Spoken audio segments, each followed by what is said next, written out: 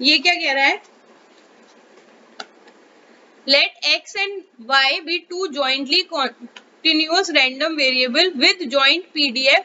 ये आपका फंक्शन दिया हुआ है, यहाँ पे आपको लिमिट्स दे रखी हैं, 0 less than equals to y less than equals to x less than equals to 1। तब आपसे c की वैल्यू जो है वो पूछ रहा है। अब देख लेते हैं, तो ये क्या है, f x y x comma y, ये क्या है c x स्क्वायर y। ठीक है, ये आपको दे रखा है और लिमिट्स क्या दे रखी है, 0 less than y less than x less than equals to 1। ये आपको जो है वो लिमिट्स दे रखी है।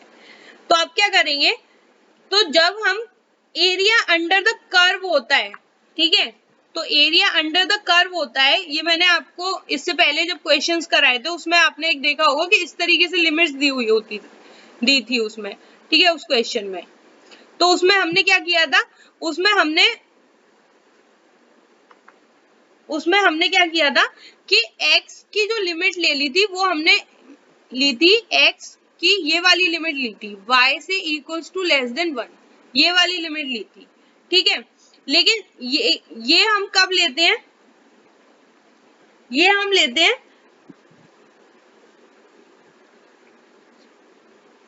तो ये वाली लिमिट हम कब लेते हैं, ये वाली लिमिट हम लेते हैं जब हम मार्जिनल निकालते हैं, ठीक, जब हम मार्जिनल डेंसिटी निकालते हैं उस केस में हम ये वाली लिमिट लेते हैं। लेकिन यहाँ पे हम क्या कर रहे हैं, एरिया अंडर द कर्व निकाल रहे हैं, तो हमारी जो लिमिट हो जाएंगी, तो लिमिट क्या हो जाएगी हमारी, वो 0 से less than x less than equal to 1, यानी कि x की जो लिमिट होगी वो 0 से 1 जाएगी और जो y की लिमिट होगी वो भी 0 से जाएगी लेकिन x तक जाएगी, ठीक।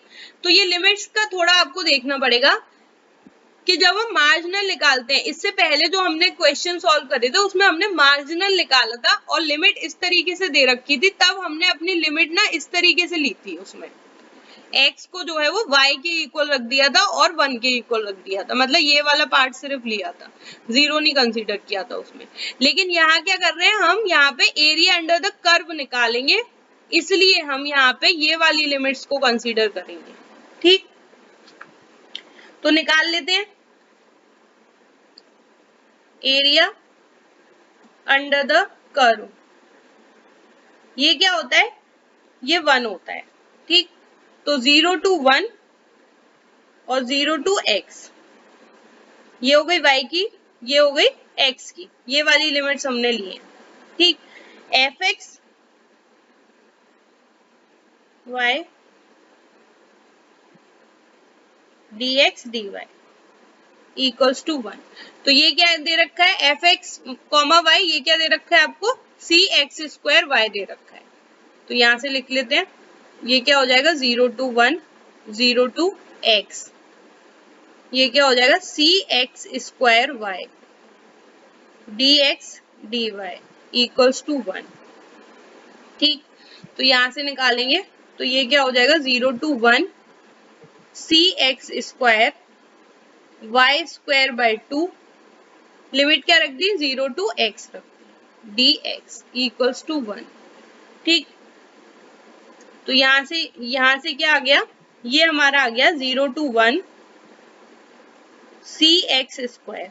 अब यहाँ पे y स्क्वायर यानी कि अपर लिमिट, तो अपर लिमिट क्या है, x है, यानी कि ये क्या हो जाएगा, y स्क्वायर की जगह पे क्या हो जाएगा, x square minus lower limit क्या है, 0 है, तो वो 0 ही रहेगा, -0 अपॉन 2, ठीक। ये हो गया dx, तो ये सॉल्व इज इक्वल्स टू 1। तो यहां से ये क्या आ गया, 0 to 1 cx4 by 2 dx equals to 1। इसको आप सॉल्व करेंगे, अगेन इसको इंटीग्रेट करना पड़ेगा x के टर्म में, तो ये क्या हो जाएगा, c by 2, ये तो कांस्टेंट है, x की पावर 4 है, यानी कि x की पावर 5 by 5 हो गया, और इसमें लिमिट क्या हो जाएंगी, 0 to 1, ठीक, इक्वल्स टू 1 हो गया। अब इसमें लिमिट रख देते हैं, तो ये क्या हो जाएगा, c/2। अब इसमें अपर लिमिट यानी कि 1 की पावर 5 यानी कि 1 की पावर 5 माइनस लोअर लिमिट 0 की पावर 5 या वो 0 एक ही बात है, ठीक, इक्वल्स टू 1। तो यहाँ पे क्या आ जाएगा अपॉन में 5, ठीक। तो अब ये क्या हो जाएगा c/10 1 माइनस 0 यानी कि वो 1 ही रहेगा, ठीक। तो हटा देते हैं इसको, ये क्या हो जाएगा 1 यानी कि यहाँ से आपकी c की वैल्यू क्या आ गई 10, यानी कि ऑप्शन ए जो है वो आपका करेक्ट आंसर।